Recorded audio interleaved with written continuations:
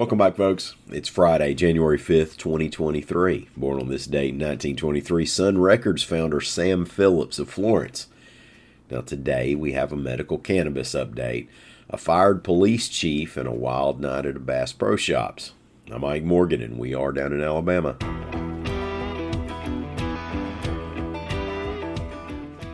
You knew folks were going to have a tough time getting medical marijuana through the Alabama legislature. Now, once they did, you might not have figured on how tough a time it'd be issuing licenses to businesses so they could get the industry going.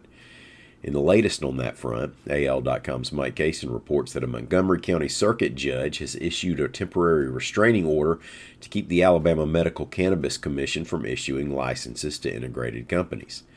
Now, that was supposed to begin next week. Over the past 6 months, the commission has twice given out and taken back license awards because of legal issues raised by companies that weren't awarded. Judge James Anderson acknowledged the need for medications to be produced and for companies who are being awarded licenses to get their businesses going. But he said the legal arguments do justify hitting the pause button again. Licenses already have been issued to some businesses, such as cultivators, processors, secure transporters, and a state testing lab. This week's restraining order affects integrated companies that will be doing more than one function in the industry. It was requested by 6 unsuccessful applicants, some of which were selected during the first 2 rounds, but weren't this time around. There's a hearing scheduled for January 24th.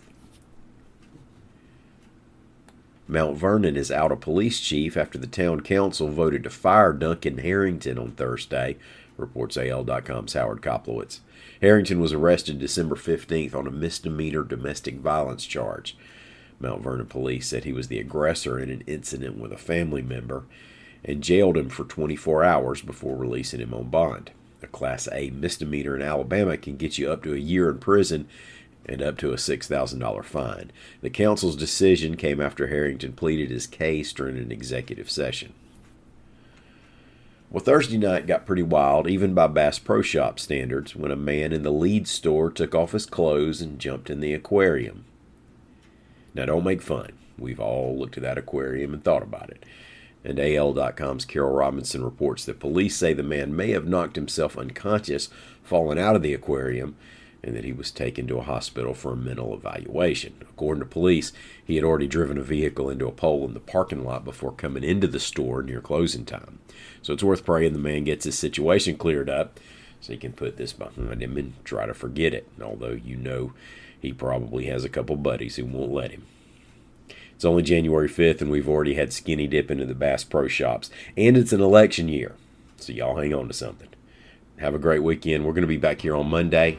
Until then, come on by and see what we're up to on the internet at al.com.